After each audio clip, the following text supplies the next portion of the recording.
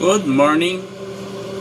Kung mapapansin nyo po, yung mga nakalagay dito sa second layer, binaba na natin. Kasi pang 18 days na po nila ngayon. From day 1 to 18 days, dito sila. After 18 days, bababa sila.